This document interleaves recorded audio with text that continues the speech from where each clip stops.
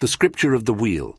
First, the spokes are the 8 components of chaos, as yet solidified by the law of time, static change, if you will, something the lizard gods refer to as the striking.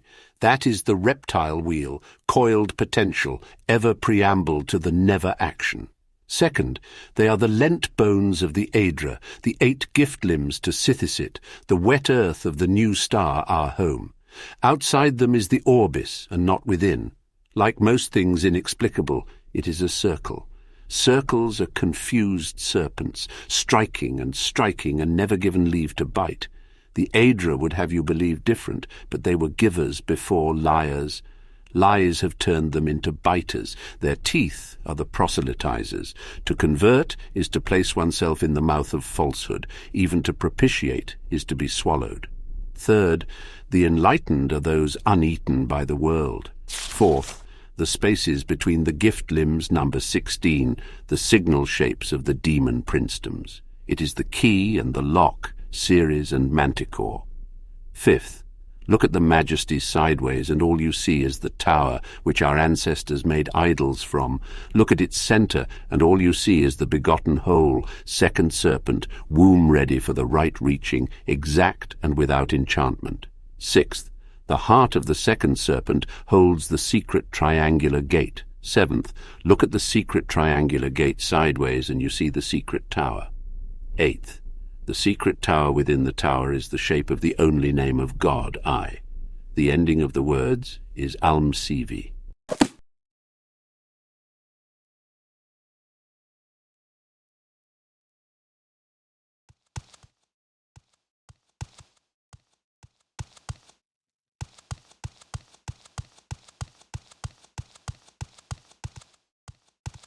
Under sun and sky. You claim to be the Nerevarine. You defy temple doctrine.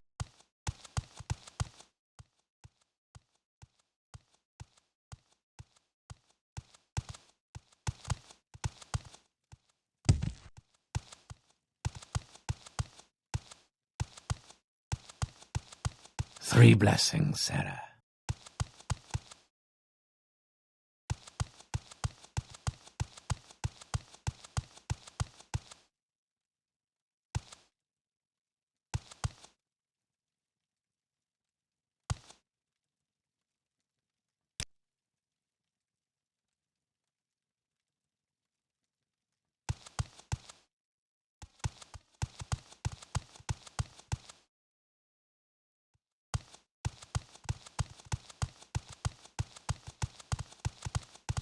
Tidings.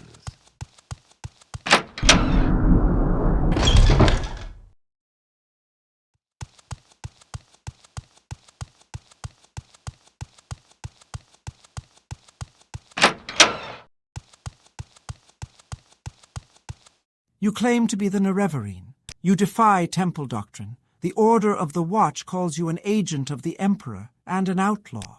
You belong to the temple, so we owe you courtesy.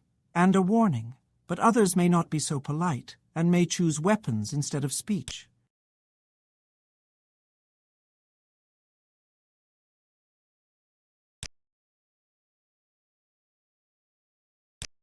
I can spare a few moments, if you care to talk. Is there something? You claim to be the Nerevarine. You defy temple doctrine. The pilgrimage shrine nearby commemorates the labor and inspiration of the tribunal in creating and maintaining the arcane.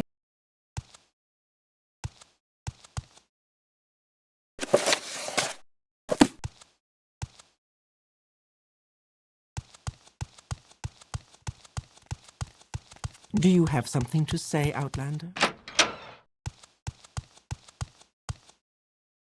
You claim to be the Nerevarine. I am, and of your...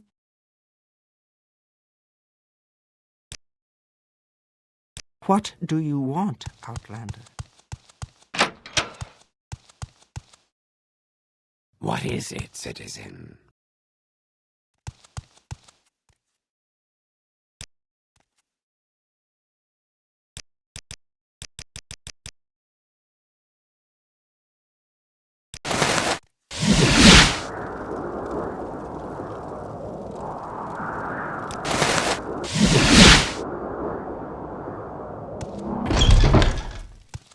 Are you here to serve the temple by performing duties? Or if you come for... I have heard that you claim to be the Nerevarine. I am not sure what to think about this, but I do not trust you, and I will not give you any duties. It's okay, really. I didn't mean it. I have heard that you claim to be the Nerevarine. I am not sure what to think about this, but I do not trust you.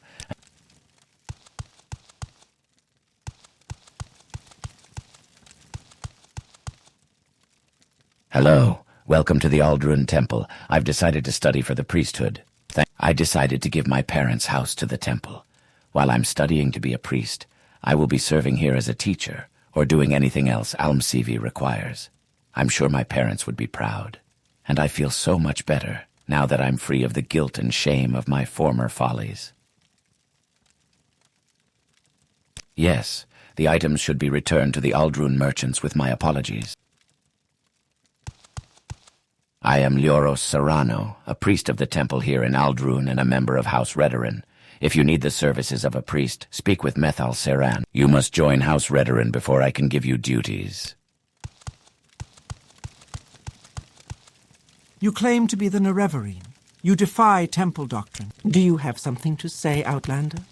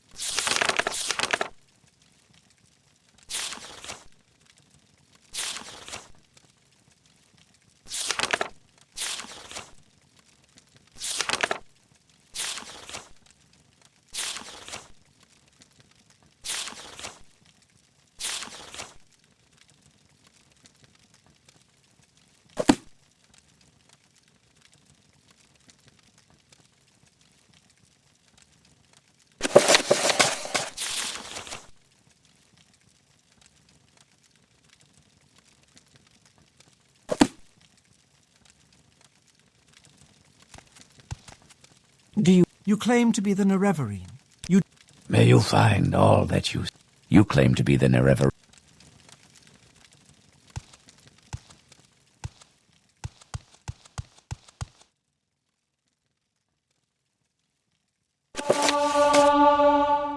And presently Nerevar and Vivek were within sight of the capital, and the four corners of the House of Troubles knew that it was not time to contest them. The caravan musicians made a great song of entrance, and the 11 gates of the morning hold were thrown wide. Ayem was accompanied by her husband State, a flickering image that was channeled to her ever-changing female need. Around her were the Shouts, a guild now forgotten, who carried with them the whims of the people, for the Velothi then were still mostly good at heart. The Shouts were the counsellors of Ayem and the country, though they sometimes quarrelled and needed Set to wring them into usefulness. Ayem approached Nerevar, who was by now adorned in the flags of House Indoril. He gifted her with the simulacrum of the Nechiman's wife and the egg of Vivec inside. Ayem said to Nerevar, Set, who is Azura, has revealed that war is come, and that the Hortata that shall deliver us will approach with a solution walking at his side. Nerevar said, I have travelled out of my way to warn you of the deceit of our enemies, the Dwemer, but I have learned much on the journey, and have changed my mind. This Nechiman's wife you see at my side is a sword and a symbol, and there is prophecy inside. It tells me that, like it, we must for a while be like he is, and as a people, cloaked in our former enemies, and to use their machines without shame. At which Vivec spoke aloud, Boethia, who is you, wore the skin of Trinimac to cleanse the faults of Veloth, my queen, and so it should be again. This is the walking way of the glorious. Set appeared out of a cloud of iron vapour, and his minions made of their blood a chair. He sat beside Ayem and looked on the rebirth of mastery. Vivec said to them, his triune, My rituals and ordeals and all the rhymes within use no other motive than the revelation of my skin.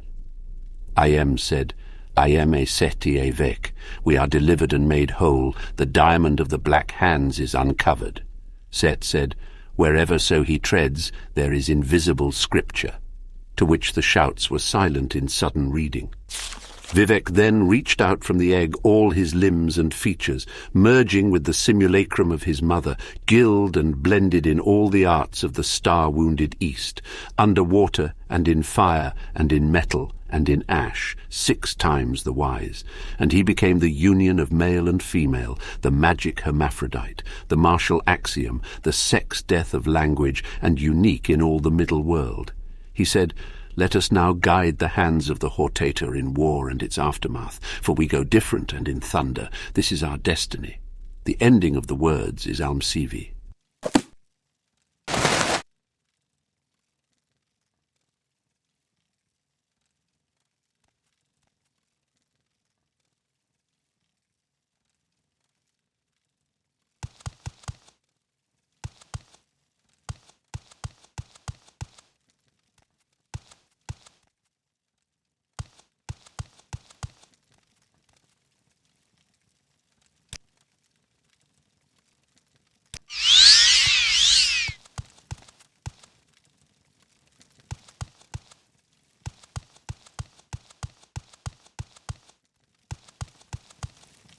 You claim to be the Nerevar.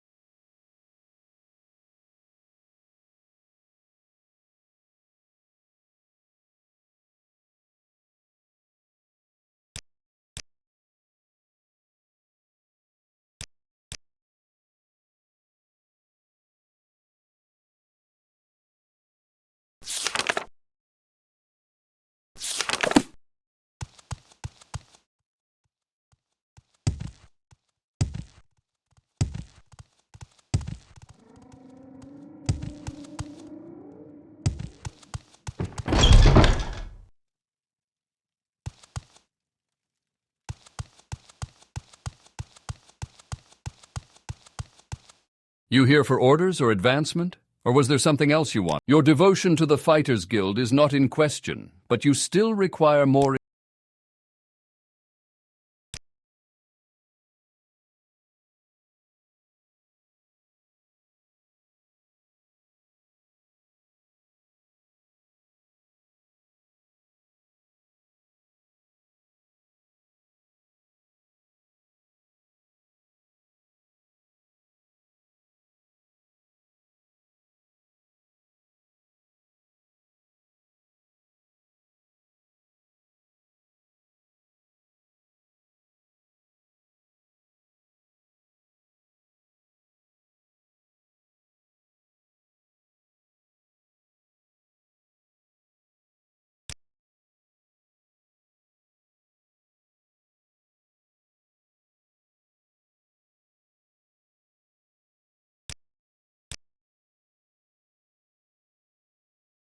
You here for orders or advancement? Or was there something else you wanted?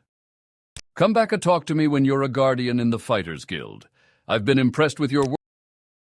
I'm all yours. Please, go ahead.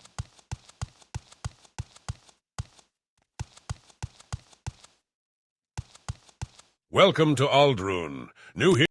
Hello again. What are you doing in Aldrune? Don't tell me you're looking for a little advice.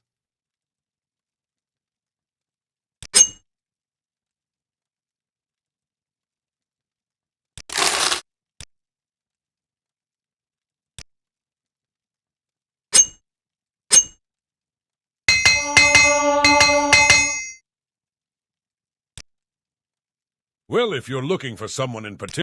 How dreadful, friend. You have taken a few knocks. Maybe you should get healed.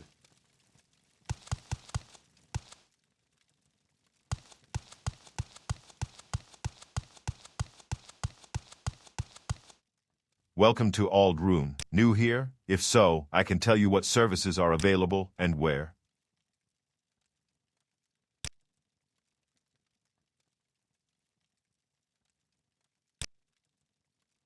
I wonder if she heard me say that.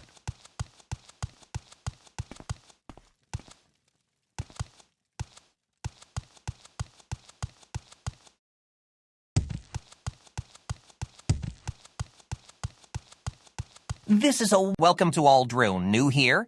If so, I can tell you what services are... Well, if you're looking for someone in particular in I don't believe I've seen a with such a grand... Well, if you're looking for someone in particular... Well, if you're looking for someone in particular...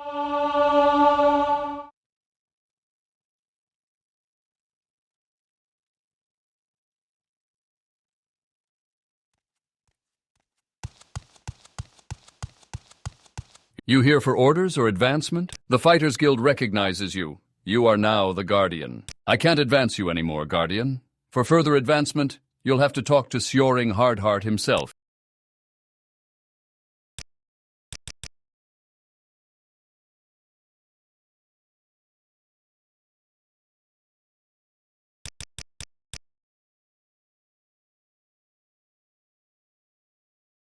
You here for orders or advancement? Or was there something? The only way to save the Fighters Guild from the corruption of the Kimona Tong is to get rid of Sjoring Hardheart and those loyal to him.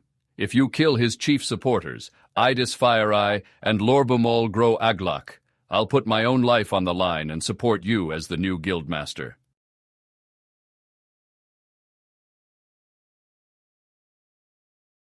You can find her at the Guild of Fighters in Balmora. Kill her and report back to me. Lorbumol is in the Guild of Fighters in Vivek. Kill him and report back to me.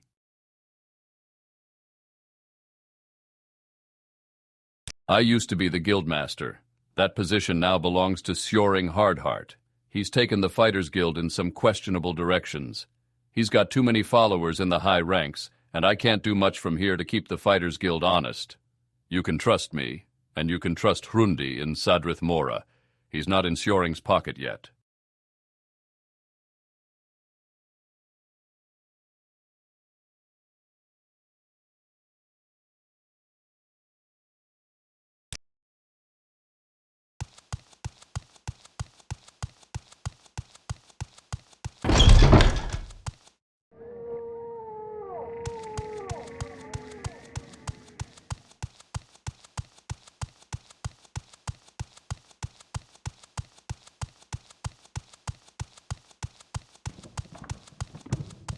Why walk when you can ride? I don't believe I've seen a with such a grand outfit in some time. Can I help you? Where would you like to go?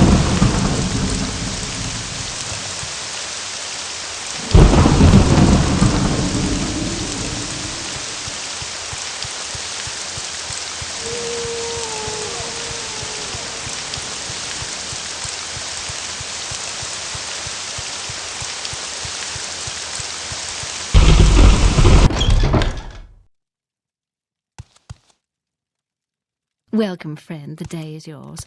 What shall we talk about? Give in! You're dead already.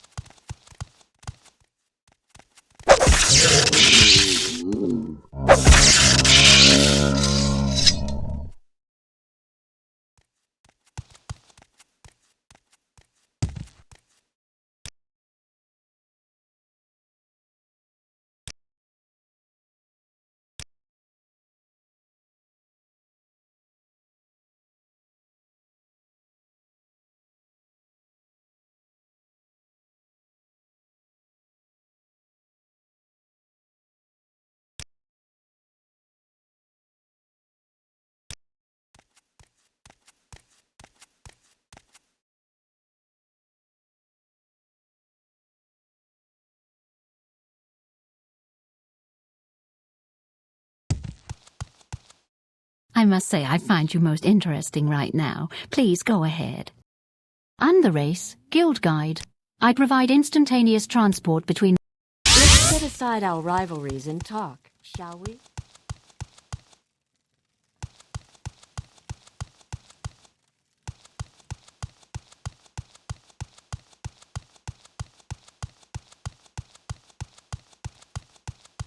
Well, I find myself... I've got a few minutes if you need something, friend.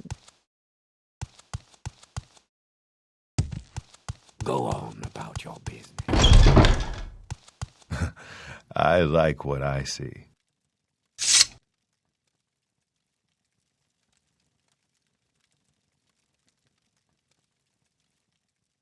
It's not bad when you know your way around. What do you...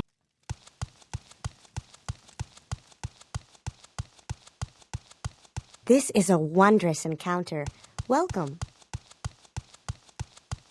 Well met, friend.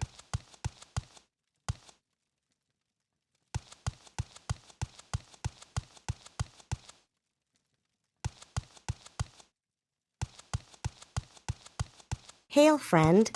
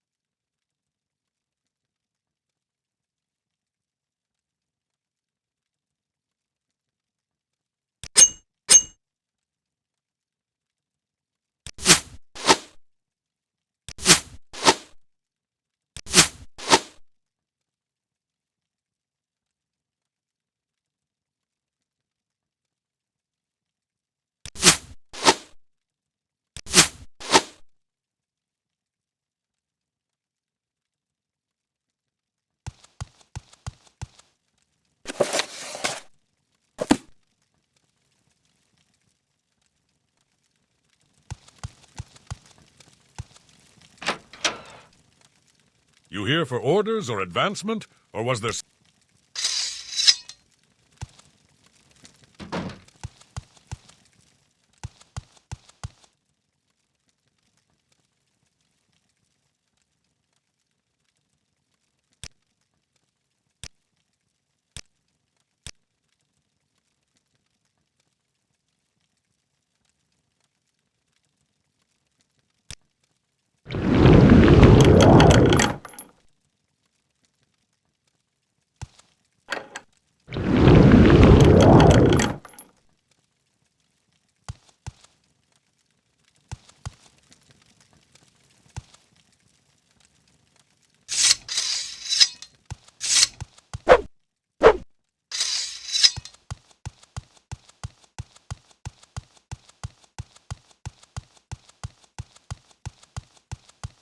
Stay as long as you like. Move along.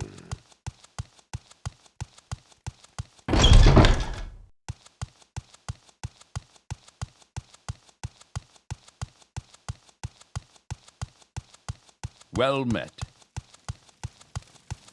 I'm Flacacia Fauseus the Imperial, Guild Guide. I provide instantaneous transport.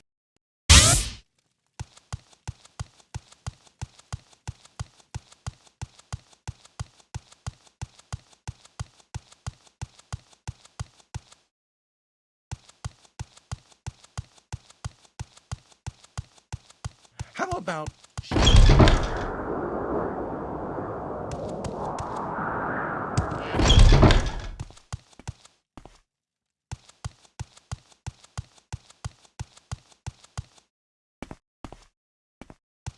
We've spoken about the problems with Idis Fireeye already, as well as with Lor Bumol Gro Aglak. Tell me what you have done about the situation. Now that Idis Fireeye and Lor Bumol Gro Aglak are dead, you must take the battle to Sjoring Hardheart.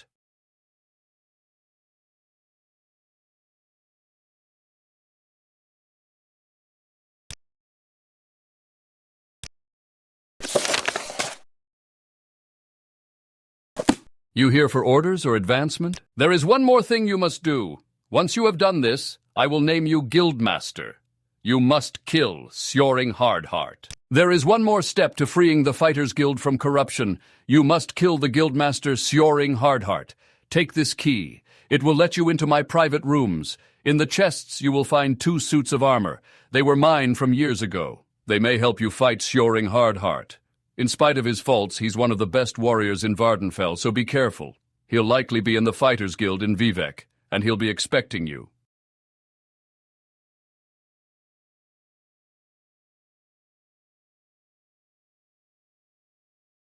The Orcish armor was a gift from an Imperial legionnaire stationed here several years ago. He was unjustly accused of murder, and I was able to find out the truth and free him. The glass armor was another gift, from Athens Sarethi of House Redoran. He had the armor made for me after I enlisted the Fighters Guild to help clean up the last outbreak of blighted creatures back in 24 that nearly destroyed Mar Gan. Well met.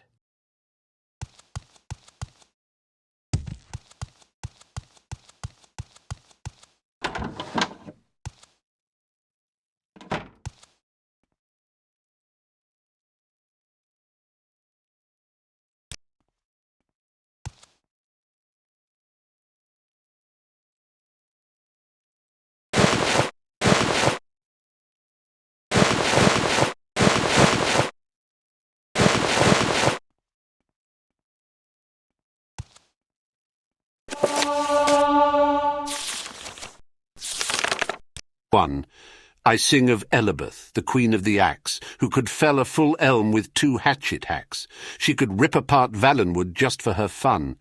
She studied under Alfadil in Tel Arun. He taught her the jabs, the strokes, and the stance to make an axe swing into an elegant dance. He taught her the barbed axes of the orcs bold, the 6-foot-long axes favoured in Winterhold, the hollow-bladed axes of the elves of the west, which whistle when they swing through flesh.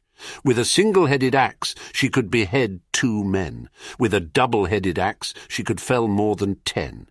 Yet where she lives in legend has most to do with the man who hacked her own heart in 2. 2. Neonolus Ulwath the Mighty, who hailed from Blackrose, the only man who could best Elizabeth with axe blows. In a minute she chopped 50 trees, he 53. She felt at once that he was the only man for she. When she professed her love, Neonolus just laughed. He said he loved more his axe handle and shaft, and if they weren't enough to slake all his desire, there was another woman named Lorinthire. Fury gripped the Queen of the Axe, the maid Elizabeth, and her thoughts turned to pondering musings of death. Mephala and Sheogorath gave her a revengeful scheme, and for weeks she worked on it in a state like a dream. In the still of the night she kidnapped her rival, and then told her choices between doom and survival. 3. Lorinthire awoke in a house in the moors, in a room lightly furnished except for 3 doors. Elizabeth explained that behind one of the doors the lass would find Elizabeth's and her love, the great Neonola's. Behind the second lived a ravenous demon, and behind the third an exit to freedom. She must choose a door, and to aid her decision, if she pondered too long, the axe'd make a division. Lorinthire wept, and Elizabeth felt contrite, and opened the door to her immediate right. It led to the moors, and as she slipped through the gloom, she advised Lorinthire to likewise abandon the room. Lorinthire ignored her, and did not feel her will bend. Neonolus was largely behind the first door she opened. 4. Elizabeth had lied. There was no demon of law. The top third of Neonolus was behind the third door.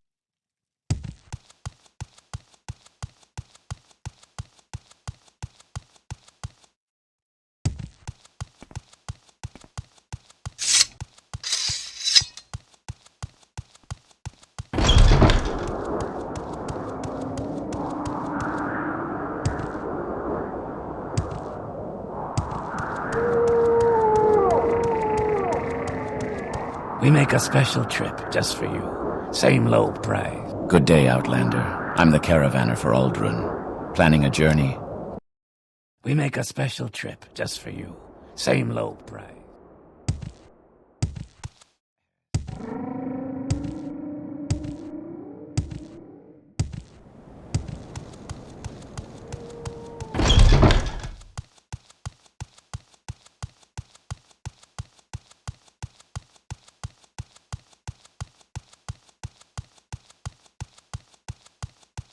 Well, I find my... And the race, Guild Guide.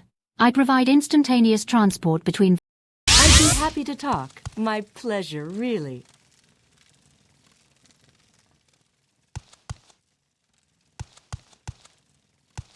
I'd be happy to talk. My pleasure, really.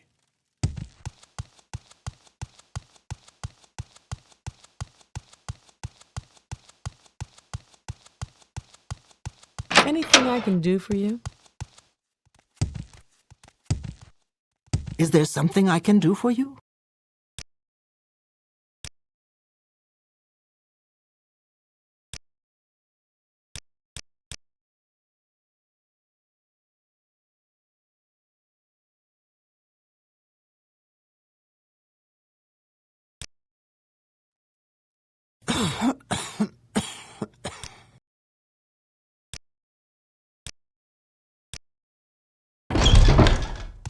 What did I do to deserve this? Of course it would be an honor and a pleasure. How can I help you?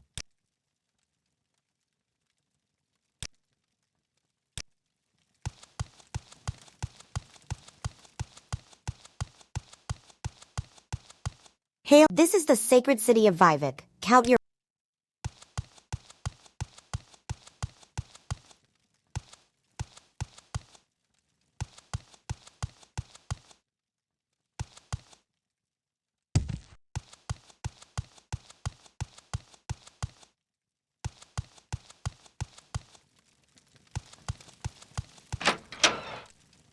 We share the same... You here for orders or advancement? Or was there something else you wanted?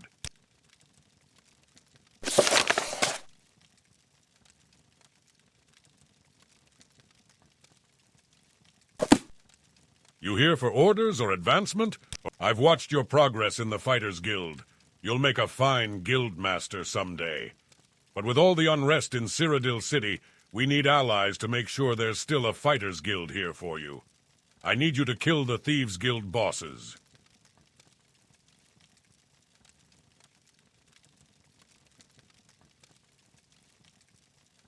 You wish to advance further, Guardian? There really isn't much farther for you to advance, save for taking my position.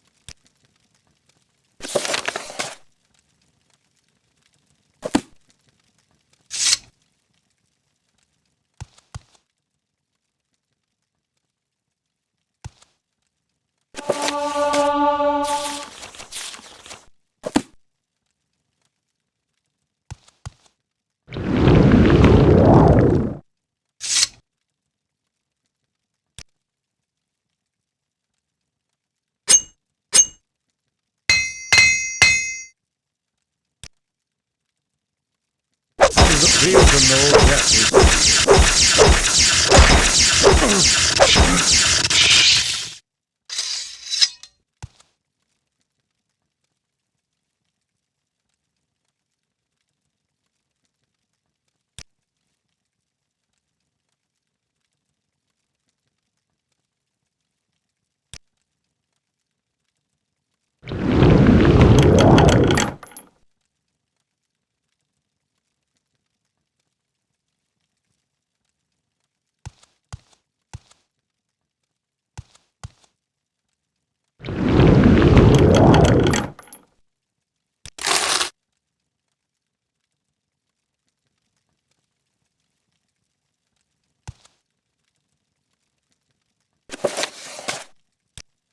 The poets are right. There is something life-changing about being in love, said Kepkadina Gramin Fang, sometimes called the Wraith. I haven't wanted to rob anyone or anything in weeks. Why, the other day I saw the door wide open at a wealthy merchant's house, but my mind was fully occupied with what I should wear on my wedding day. "You have been out of the right society for very long now," frowned her friend Kargol approvingly. "You never told me what happened to your first husband, you know, the one the shaman gave you." "Torn apart by ash ghouls," smiled Kepkaina dreamily. "It was rather saddish, but I know nothing like that would happen to Wodvorg. No life of adventure for him. He's practically an Imperial. In fact, he is one. Did I tell you how we met?" "Hundreds of times," grumbled Kargol, reaching for his flagon. "He was your jailer, and he refused you food until you promised to marry him." "Have you ever heard of anything so madly romantic in all your life?" sighed Kepkaina, and then grew serious. "I was going to say that I hope my old friends will wish me well, but as old Bosriel used to say, there's no point in hoping for what cannot be. We'll leave with the Imperial Knights for Balmora immediately after the wedding, but as long as we're in Vvardenfell, the gang will find some way of disrupting my love life and bring me back to the light. I know it." As the days approached towards the Wraith's wedding day, there was certainly something sinister in the air that Kepkaina could smell when she was not transported by heady bliss. Dark figures seemed to shift in the shadows and disappear when approached. She recognized the clothing of some beggars near Wodvorg's cottage as costumes, but the mendicants hurried away before she could recognize which of her old gang was stalking her. But these moments of apprehension were few. Kepkaina was truly happy, making arrangements for the ceremony to be performed at the very dungeon where Wodvorg had imprisoned her. Her father was long since dead, another victim of the ash ghouls, but her fiancé's commander volunteered to act in his behalf. Of course, Kepkaina had to supply her own dowry. She spent every last mark of her savings of ill-gotten gain to buy her beloved a truly wonderful present. The wedding was set for the stroke of midnight, as is Orc tradition. The handmaidens, wives of imperial officers, were busily sewing her into her gown of red velvet and fine gold filigree in the mid-morning. Dolcetta, one of the handmaidens, remarked that she had heard that Kepkaina had bought Wodvorg a truly beautiful gift for her dowry. "Let me show it to you," Kepkaina giggled, dashing from the room, half-dressed to her hidden alcove. The present had been stolen. The women were horrified, but the Wraith found herself merely irritated, not surprised.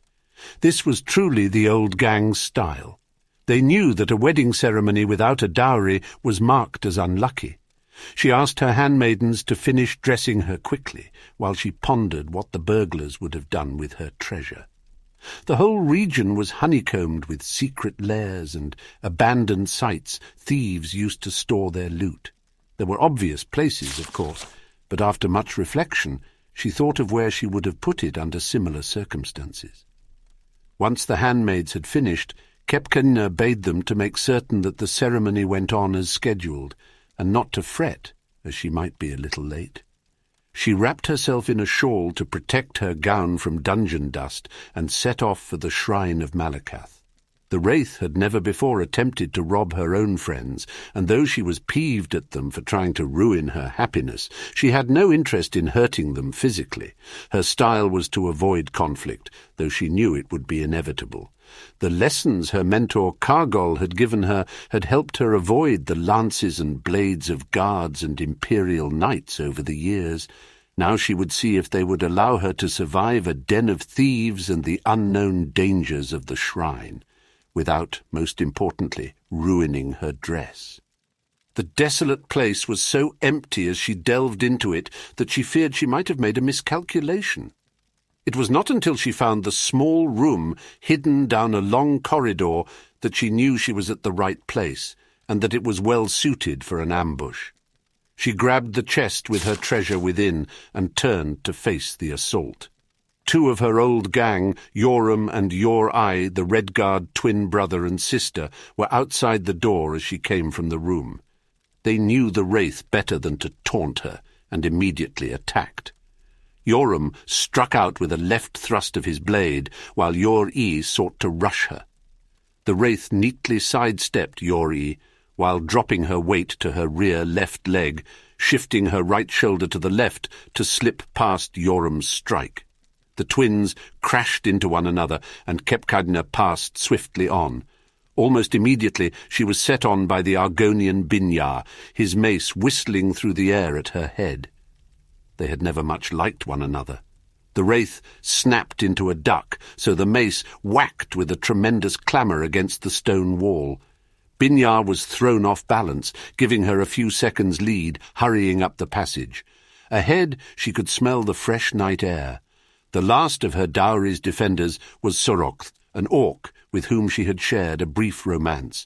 It was he who Kezyma knew had masterminded the theft. In a way, and in context, she thought, his devotion to her misery was rather sweet. At the moment, though, she was most concerned with avoiding his barbed axe that seemed ideal for breaking her dress's fine stitchwork and the flesh beneath. Bending her knees slightly, bobbing to avoid strikes to the head, weaving her head to confuse Sorokth of her next move, shuffling her feet arrhythmically, the wraith made an impossible target.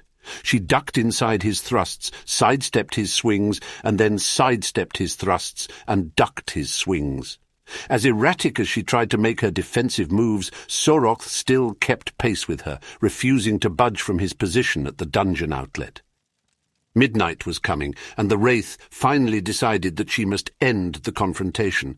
When Sorokth swung out next, she sidestepped to her left, swayed down, and ducked her head, so the axe whistled over her right shoulder. In that instant his right side was exposed, and she reluctantly smashed the chest hard into his torso. There was not enough time for Kezyma to see if she had killed him or merely knocked him unconscious. In truth, she thought of nothing else but rushing to her wedding ceremony. At precisely midnight, Vvardenfell and Kezyma were united together. He was delighted with her dowry gift, a fine suit of armour that would make him the envy of other imperial jailers.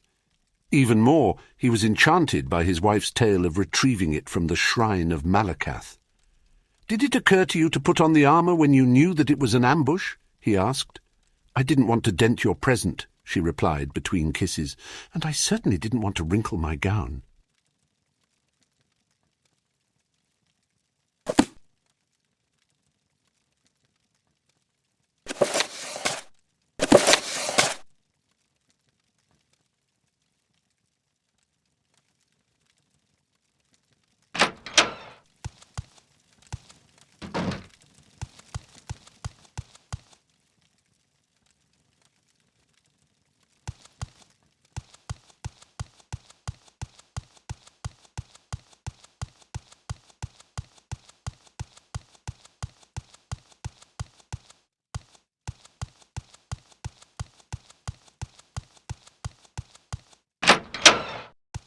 Go ahead, Outlander. What do you need?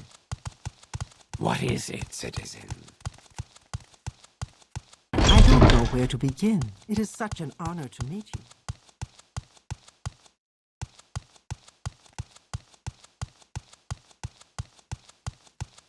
With pleasure. Please. I'm go ahead. Flacasia I'm all Fauseus ears. the Imperial, Guild Guide.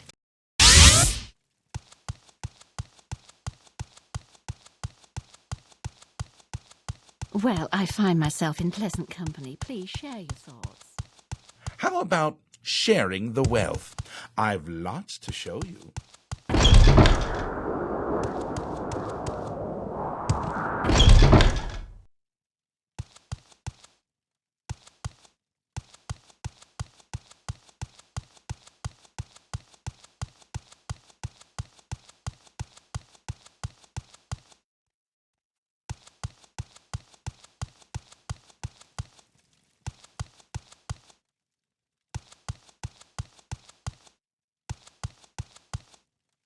What can I do for you?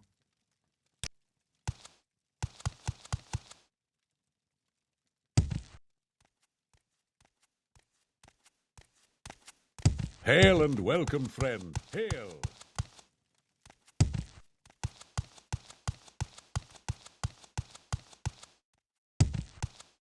Have you settled the matter of Sjoring Hardheart yet? I pray you have saved the Fighters Guild from Sjoring Hardheart and his allies in the Kimona Tong. As I promised, I am naming you the new Guildmaster. Congratulations, Master. You are the Guildmaster. I hope you will use your power and influence for the greater good of the Fighters Guild.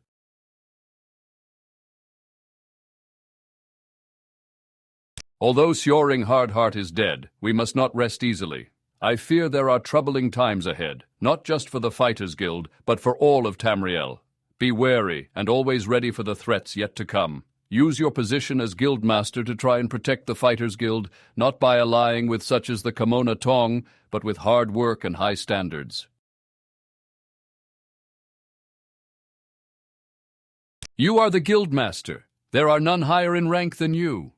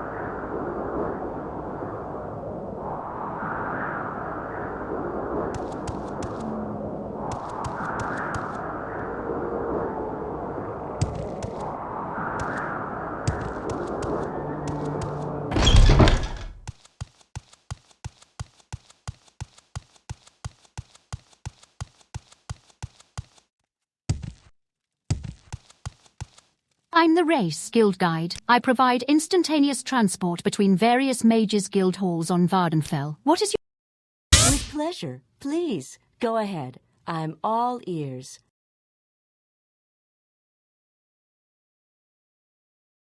I'm Amelia Deronia the Imperial, Guild Guide. With pleasure. Please, go ahead. I'm all ears.